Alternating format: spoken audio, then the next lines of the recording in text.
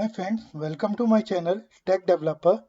In my last video, I have cleared all the APIs related to the user controller, means a user APIs which were going to use inside our To-Do application.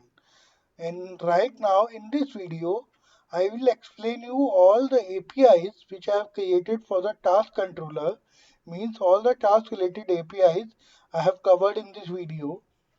So please keep focus and try to understand that what I have created and how I have created that.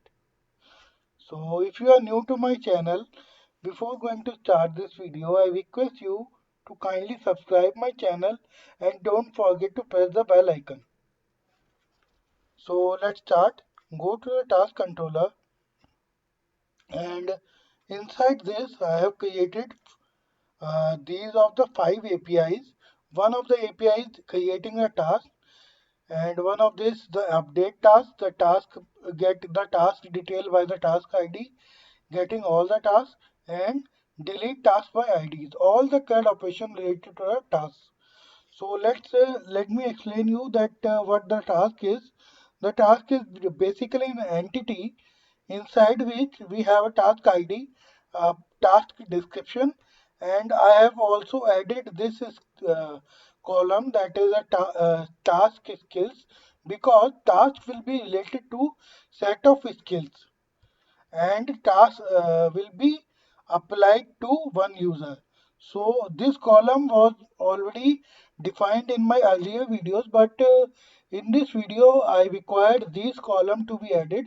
So you can add this inside your entity so that you can map your task with the set of skills.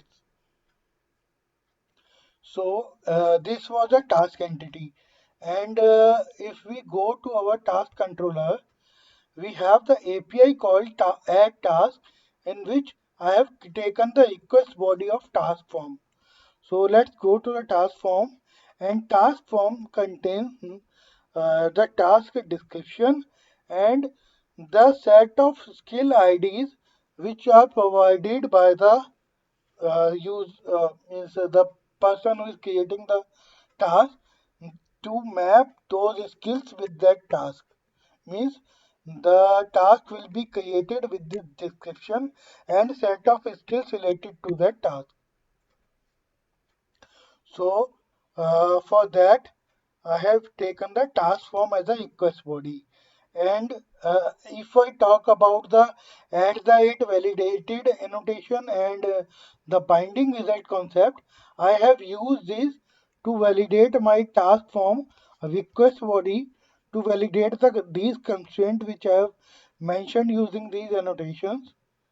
So if you are not familiar about the Spring Boot validation part using the annotation, so I request you to go to my Spring Boot validation playlist and you can understand the concept that I am using here. And after that, inside that, using the binding result dot as error, I check that if any of the validation constraint failed, then return the validation response, which is available method inside the response util. So after this, if everything is fine, it will go further and return the response coming from the create task method. So create task method is a task service interface method, which implementation we have given inside the task service implementation class. So what I have did here, I did just created an object for the task entity, and by task entity object I have created. So now I only left with the to set the data inside the task entity, that is the description and the skills related to that task.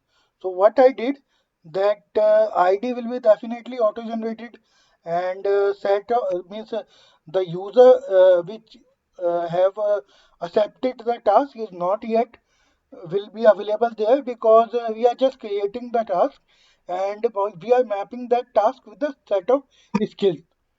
So what I did here, I have put the data from the task uh, description and I have set the details for task skills.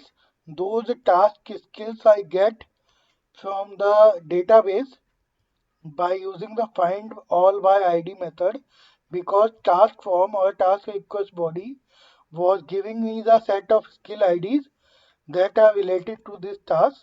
So by all these IDs I get the list of skill entity object, which will contain the ID and the name. And by iterating each skill object, I have created set of skill DTO just to return the task DTO, because task DTO contains the task ID, task description, and the set of skill DTOs. So I have finally, after using the task repository.save method, I have created the task DTO and return it to the controller using this service response method. And if any of the exception maybe get occurred, so I have handled it using the task exception, which I have uh, means handle it in the global exception handler class, in which the task exception I have provided to the exception handler annotation and said that whenever any kind of task exception has been thrown from the service implementation class, it will handle the response in this way. So let's move to the another API of our task controller. So the another API which I have created is a update task, and inside the update task, what I have did, I have taken the path variable, means the task ID for which I am going to update, and the task form which will contain the updated data that we want to means the data we want to update for that particular task object, and the binding result concept that similarly used for handling the validation response. So let's go to the update task method. Here what I did, I have the ID, and using the task repository, I get the task object, and by getting the task object, I know that this is a update task request. So I need to send the database request to update the object. But what if the object is totally same and there is no change? Then it should not call the database call, because it will be a loss of bandwidth that is definitely unnecessary. So for that, for saving that bandwidth, what I did, I taken a flag here or a variable is update required. In this, what it is doing, suppose task object have the description. Suppose task description is task one, and the task form in which the request body, the description is same. So I will not be going to update that object. But if it is not equal, I am saying that update the task description, and after that I have set the flag to be true, because now I came to know that each the request which has came to update is really required to send the database call to upgrade the object, because that object have different values. So that flag is used to just check that update is required or not. And similarly, uh, what it have inside the task form was available for the add task also. So suppose I am going to update the task, it can be happen. Suppose that at the time of creating a task, I have given the skill IDs 1, 2, 3. But now I want to add more skills to that. So for that, what I did is I have taken the skill from that task object and put it to the another object and iterate it, and using the stream concept and the mapping of that stream, I have collected all those IDs or set of IDs inside the task skills, and the and I am checking that all those set of skill ID containing the all the IDs which are available by the task form.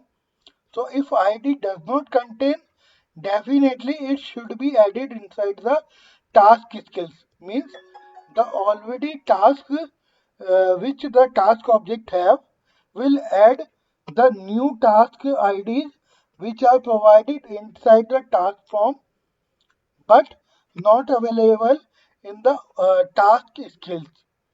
So it will again be flag will be true when it is required to add that skill and the database called required.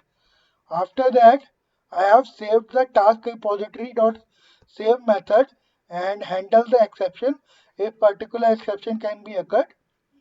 And finally, what I did, I created the task DTO and skill DTO to just return the response using the generate service response method.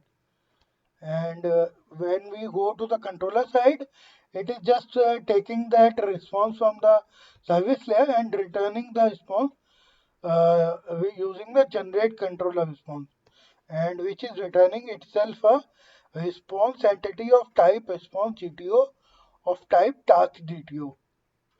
So we have done till now, that is the add task API and update task API.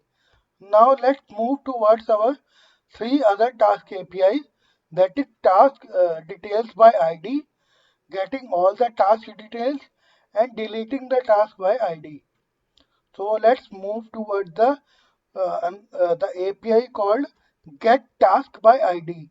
Here inside the path variable, I am getting the ID of the task for which I need the details. So that can be returned by the get task method of the task service. So what inside that is, I have the ID of the task, and using the task repository I have get that object and done the same of the work which I have mostly done in all those other APIs, that I have created the task DTO and the skill DTO just to return an object to the user. So it is just a simple and simply like other in the get all task. I did the same thing, that I have found all the set list of tasks from the database using the repository method named as find all, which is returning me the list of tasks and iterating each of the task detail. I am iterating each task and just returning the or just creating an object that I want to return. Means set of task DTO. I am just preparing the DTO that I want to return to the client side, and similarly using the service response, I am just returning the object. And if any of the thing can create an exception, it can be handled by the task exception which I have thrown. So one of the last API which we have left is delete task by ID, in which I have taken the ID by the path variable, and using the delete task by ID method of the repository, I am deleting the task and returning the object of the service response. And if any of the exception can be occurred by deleting the ID, or sorry, deleting the task by ID, it can be handled by the task exception, which I am handling inside the global exception handler in this method. So one of the most important things which is left now, that as you can see that in our task APIs we have taken the ID of the task using the path variable. So even when I am validating the request body of the task APIs, I should also have to validate the task ID or the path variable which I am getting. So for that, we already have a ID interceptor, and inside the ID interceptor, I have just added the another condition here that if any of the request URI contain the task URL, and then it will check for that ID inside the task repository, and if it returns a true, it means the request is valid. Otherwise, we will throw an exception using the task exception, that task not found, and with the HTTP status not found. So I think I have cleared you each and everything, but still if you can have any doubt, you can mention in the comment section, and I will try to resolve all your issues and definitely will help you. So thank you for watching this video, guys. Hope it will help you, and if you really like this video, please like it and share it with your friends, and also mention the comment. And if you are new to my channel, don't forget to subscribe it, and don't forget to press the bell icon. So let's wait for the another video in which I will work upon the optimization part. Means definitely we have till now written all the APIs and all the service methods, but what I will do, I will check for each and every code, and will try to figure out that how we can improve our codes so that it can help you inside your code optimization part. So let's wait for the another video. Bye for now. Take care.